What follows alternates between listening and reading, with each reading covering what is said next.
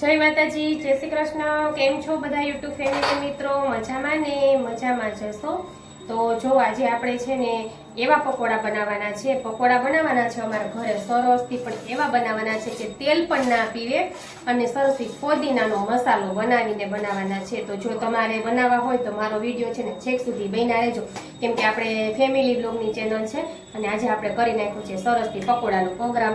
કેમ કે આજે એમ થયું કે પકોડા બનાવ્યા, કે ભજીયા તો આપણે વારંવાર બનાવતા જ હોઈએ છીએ, પણ આજે થોડીક વાર એવું થયું કે સેન્ડવિચ બનાવીએ, પછી દીના સેન્ડવિચ નથી બનાવ્યા, પછી પકોડાનો પ્રોગ્રામ બનાવ્યો। તો ચાલો વિડીયોમાં છે ને છેક સુધી બન્યા રહેજો, કેમ કે કેવી રીતના બનાવ્યા છે, તેલ ના પીવે ને એ રીતના પકોડા સરસથી। જો ફોદીનો લઈ આવ્યા છે। કેમ ફોદીનો લઈ આવ્યા તમે? આજે નવીન ખાવાનું મન થયું। હું બનાવવાના છે વિડીયોમાં છેક સુધી બન્યા રહેજો તો ખબર પડે। કા થંબનેલ બંધ જોયું હોય એટલે ખબર તો પડી ગઈ હોય। આજે આપણે બનાવવાનો છે પકોડાનો પ્રોગ્રામ। જો નરેશ કે આજે તો પકોડા ખાવાનું મન થયા છે, હું તો બનાવી નાખો, ઓર્ડર આપી દીધો। કા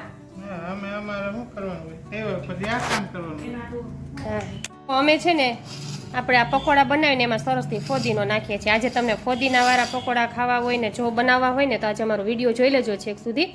અમે આ રીતે ફોદીનો નાખીને સરસથી પકોડા બનાવીએ છીએ, તો વિડીયો છેક સુધી જોઈ લેજો। જો આપણે ફોદીનો પહેલાં વીણી લીધો છે, પછી સરસથી આપણે એને ધોઈ નાખીએ। ચાલો ધોઈને પછી આપણે જો બ્રેડ લઈ આવ્યા છીએ, બ્રેડ લઈ લીધી છે અને બ્રેડના પેકેટ લઈ, ત્યાર પછી અમે મેંદાના લોટના બનાવીએ છીએ, જેથી તેલ પીવે નહીં એટલા માટે।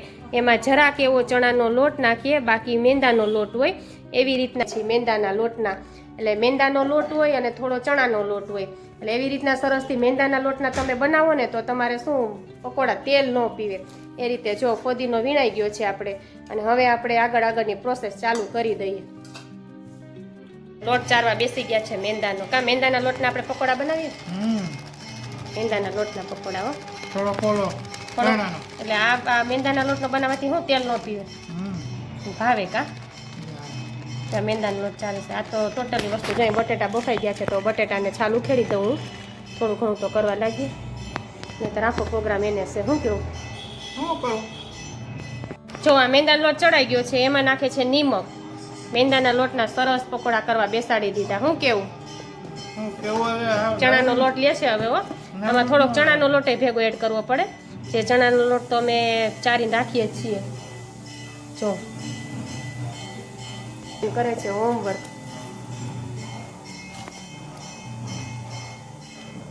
શું કરે? હોમવર્ક કરે છે। સામે મંદિરે આરતી થાય છે ભગવાનની, વાગી ગયા છે સાંજના 7, આરતી થાય છે ભગવાનની। તો હર મહાદેવ બધાને જય માતાજી। જો આ લોટ બાંધે છે હવે, આપણે હવે ફોલી નાખીએ બટેટા। લોટ બાંધે છે એટલે લોટ બાંધવામાં તો ખાલી નિમક જ એડ કરવાનું હોય ને।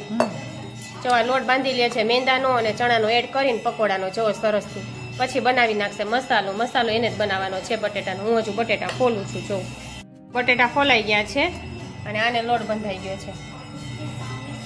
જો આપણે બટેટા ફોલાઈ ગયા છે તો બટેટામાં સૌ પ્રથમ તો નરેશ છે ને નિમક નાખે છે। આજે એવા પકોડા બનાવવાના છે કે તેલ ન પીવે અને સરસથી તમને બધાને ભાવે એવા। તો આજે તમે છે ને વિડીયો જોજો અને બધા ઘરે બનાવજો। તો જો બટેટા બફાઈ ગયા છે, એમાં નિમક નાખે છે અને આ લોટ બંધાઈ ગયો છે। જો આ મેંદાનો ચણાનો આ રીતે લોટ પણ બાંધો છો બધા, અને ત્યાર પછી આપણે આમાં ગરમ મસાલો એડ કરે છે। સ્વાદ જેને જો ફાવતો હોય તે નાખી શકે, ન ફાવતો હોય તો ન નાખી શકો। આપણે જો આમાં ગરમ મસાલો એડ કરીએ છીએ, સ્વાદ અનુસાર તો આપણે એડ કરતા હોઈએ છીએ। જો આ રીતે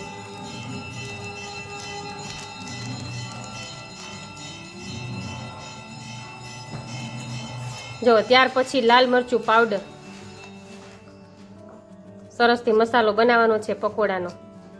પકોડા તો બધાયને ભાવતા હોય છે, આજે અમને એવું થયું કે પકોડા ખાઈ નાખીએ એટલે જો બનાવવા બેસી ગયા છીએ બધી વસ્તુ લઈને। જો પછી આ રીતે અમે છે ને બટેટાને એકદમ ક્રશ કરી નાખીએ। જો હજુ આપણે ફોદીનો નાખવાનો છે, ત્યાર પછી આપણે ફોદીનો એડ કરશું એમાં। ફોદીનાવાળા પકોડા અને સરસથી તેલ ન પીવે એવા પકોડા આપણે એડ કરવાના છે। સરસથી ધાણાભાજી એડ કરશું હજી, કેમ કે અત્યારે શિયાળામાં તો કેવી સરસ ધાણાભાજી આવતી હોય। ધાણાભાજી આપણા સ્વાસ્થ્ય માટે બહુ જ સારી છે, અને ફોદીનો પણ આપણા સ્વાસ્થ્ય માટે બહુ જ સારો છે। ફોદીનો આપણને ગેસ, એસિડિટી એવું બધું મટાડે છે, અને ધાણાભાજી આપણા શરીરમાં પૂરતા વિટામિન આપે છે, કેમ કે લીલોતરી કહેવાય ને, અત્યારે શિયાળામાં લીલોતરી ખવાય। હવે તો શિયાળો નથી, જો કે ઉનાળો બેસી ગયો છે એટલે આ રીતે જો આ ક્રશ કરી નાખે બધા બટેટાને સરસથી એકદમ ક્રશ થઈ જાય ને એટલે બધી પછી આ વસ્તુ આપણે ભેળવી દેશું, આ વસ્તુ આપણે ભેળવી દેશું અને મસાલા બધા આપણે એમાં એડ કરવાના હોય બધા મસાલા એડ થઈ જાય. અહીંયા લોટ બંધાઈ ગયો છે અને પછી આપણે ખાલી બ્રેડને ભરી અને પકોડા જ પાડવાના રહીએ, તરવાના રહીએ, ભજીયાની જેમ પાડવાના તો જો.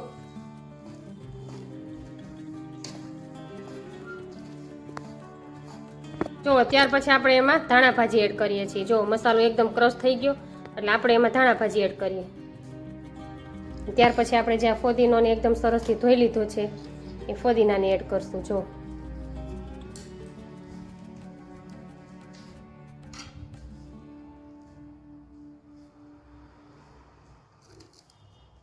આ રીતે ઝીણી કટકી કરીને પછી આની વડે આપણે એકદમ ક્રશ આના ભેગા કરી નાખશું ફોદીનાને પણ. તો આપણે ફોદીનો એડ થઈ ગયો છે, ધાણા ભાજી એડ થઈ ગઈ છે. હવે એકદમ સરસથી આ ક્રશ કરી લેવાનું. જો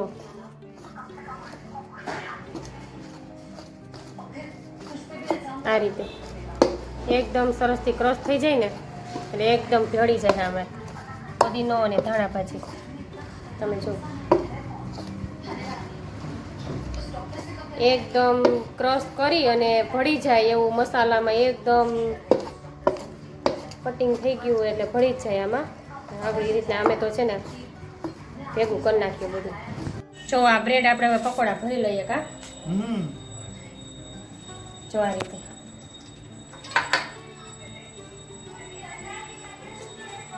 સરસથી મસાલો તો તૈયાર થઈ ગયો જ છે. આ રીતે બ્રેડના પકોડા ભરી લઈને આ રીતે આપણે તેલ મુકાઈ ગયું છે. જો તેલ ગરમ થઈ જાય એટલે હવે તરવાની વાર છે. અહીંયા લોટ બંધાઈ ગયો છે અને અહીંયા ભરાઈ ગઈ છે આપણી બ્રેડ.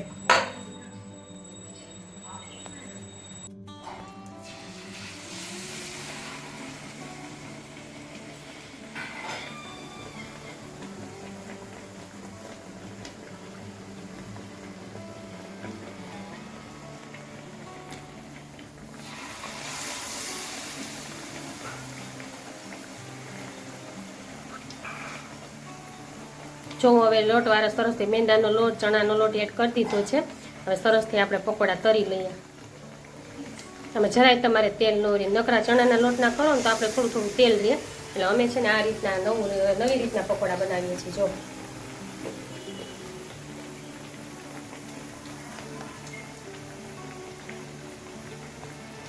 જો આ રીતે ચીપિયા વડે અમે જો આ રીતે પકોડાને ફેરવી લઈએ.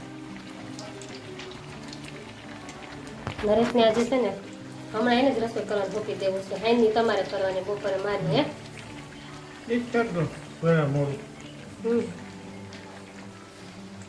નવું નવું ખાવું હોય તો કંઈક બનાવવું પડે, કંઈક મેળવવા માટે કંઈક ગુમાવવું પડે, નથી કહેતા? એટલે તમારે છે ને મેળવવા માટે આવી રીતના થોડો ભોગ દેવો પડશે ખાવા માટે.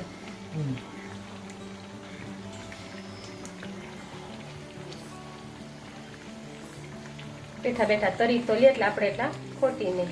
હાલ થાય ને તો તમને મજા આવે ખાવાની. એકદમ પાકી ગયા કહેવાય. કા અને બાયું કેવા કરે? હે લોટ નીકળે રાતે એમ કે કેમ તમે નીંદર નથી આવતી, પછી ક્યાંથી નીંદર આવે?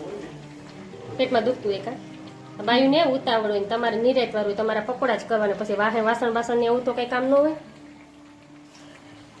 એ કરતું જવું છે. એવું બાકી રહી ગયું એ કરાવે.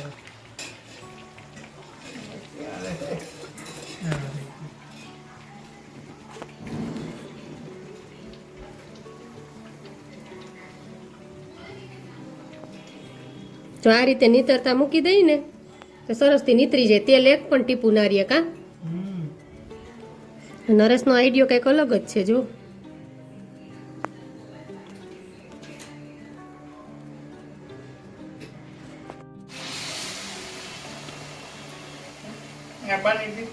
સરસથી પકોડા તૈયાર થઈ ગયા છે 3. ખાવાનું જેને મન થયું હોય તે પકોડા ખાવા મારી ઘરે આવી જાઓ. ચાલો ઝડપથી. અહીંયા જો બને છે પાછા, હમણાં બની જશે. કા અમે બધા બેસીએ છીએ ને 8:30 જમવા બેસીએ તો આને મારે સ્પીડ ને એટલે મારે પાસે બેસવું પડે કે સ્પીડ રાખો, સ્પીડ રાખો. એક મોટી ડુંગળીની ઝીણી કટકી કઢાય. જો મેંદાના લોટના પકોડા બની ગયા છે. આવી રીતના બને. જો અને જો તમારે ચણાના લોટના જોવા હોય ને તો અહીંયા રહ્યા ચણાના લોટના જો આપણે ટેસ્ટ પૂરતા ચણાના લોટના પણ 3 બનાવી નાખ્યા છે. અને ફાઇનલી હવે પકોડા બની ગયા છે, તો કોઈ પણને ખાવા હોય તો આવી જાવ. કેમ જો આપણે પકોડા ફાઇનલી બની ગયા છે સરસથી જો મેંદાના લોટના. તો આવી રીતના બનાવજો, ફોદીનો નાખીને. ફોદીનો આપણા સ્વાસ્થ્ય માટે સારો હોય છે. ગેસ, પિત્ત, વાયુ બધું હરી લે છે. એટલે ફોદીનો કોઈ પણ રીતે તમે ખાઈ શકો, આવી રીતના પણ તમે ખાઈ શકો છો. એટલે ફોદીનો ઠંડો છે, ઉનાળાની સિઝનમાં ફોદીનો ખાવ તો બહુ જ સારો.